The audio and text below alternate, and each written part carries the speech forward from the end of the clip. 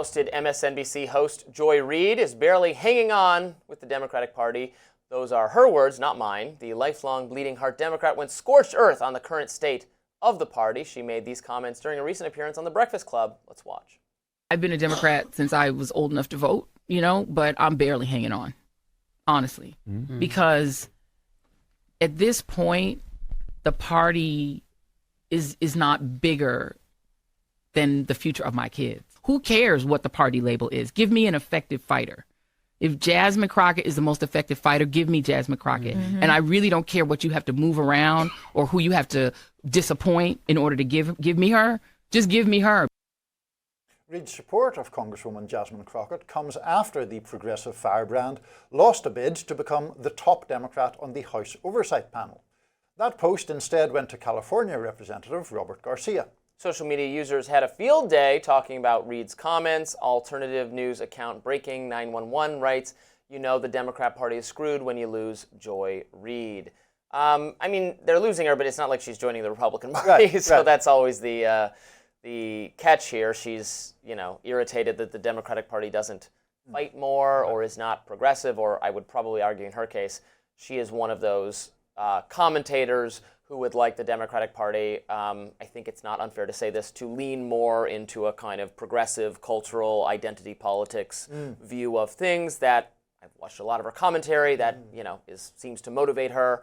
I think that's not a politically winning agenda for the Democratic Party. This is someone who said she was so, not exactly surprised, but dismayed that Kamala Harris could not win despite having the support of, she was, listing off celebrities. Queen Latifah's even, got involved, and Queen Latifah never gets involved. Sure. That just seemed to be a kind of out of touchness. I'm saying this gently because I don't mean to beat up on her now that she's no longer has her gig at MSNBC, but I don't. An out of touchness, I think. Yeah, I would be a defender of Joy Reid, certainly to a degree. I thought her show was good. I think it's a shame that she doesn't have it anymore. I don't agree with everything she says, of course. I think it's a shame she doesn't have it anymore as well, because I enjoyed reacting to it. Oh, well, we have different motivations for lamenting Joy's departure from the MSNBC lineup. On the point about identity politics, I think even within that, you have to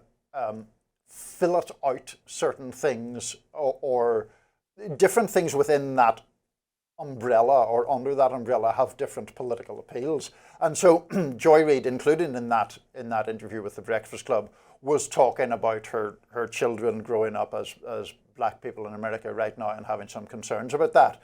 I don't think that that's an electorally losing argument or a bad argument for Democrats writ large to make. I think that is actually perfectly relevant.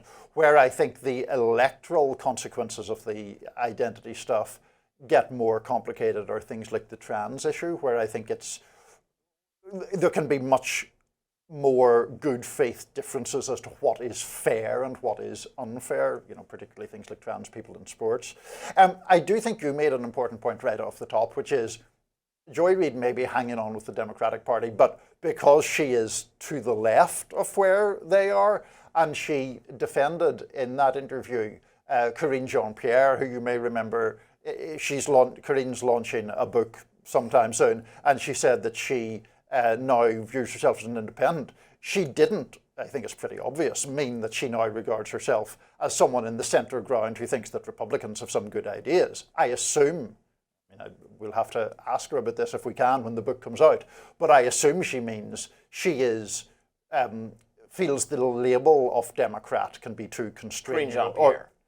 Or maybe that she feels that she's disappointed with the party in various ways. My understanding of Karine Jean-Pierre's dropping out of the Democratic Party is, I think, a pretty cynical move or tactical move to sell a book. And also that she doesn't, Karine Jean-Pierre doesn't want, she feels annoyed.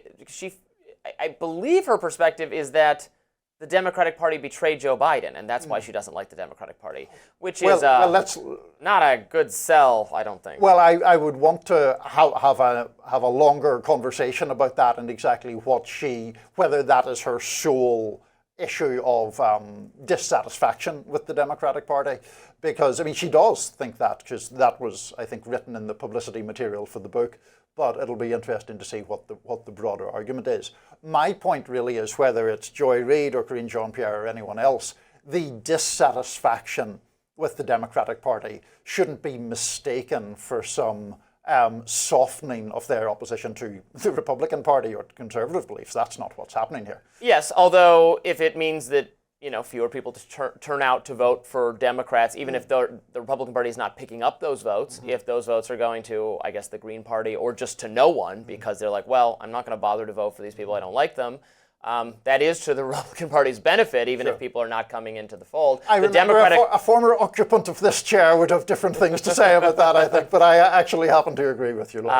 Yeah, well, and I think it's perfectly, it can be a valid use of your, I'm not disdaining this strategy. Sure. I think it's a perfectly valid use of your vote to withhold it. If even your party does not cater to you, then they're not going to get their vote. I mean, I'm a third-party voter. I voted Libertarian in every election of my lifetime. If the Democratic or Republican parties made a serious overture for my votes, it's conceivable I could vote for either of them. They don't really come anywhere near, so I don't vote for them. Immediately following the election, when Elon Musk was going to enter the government and it was all about Doge and cutting government spending, I said to myself, had I known this is what it was going to be like, I might very well have voted for Trump. Now but that was a brief period of time, and now we're getting back to, tariff and immigration policies, and even a Middle East policy to some degree that I don't like. I'm relieved I voted for libertarians. Well, your moment in the Elon Musk-related sun has come to an end. Yes, unfortunately. Next up on Rising, New York City mayoral candidate Zohran Mamdani is catching heat from both sides of the aisle after his primary victory. Stay tuned.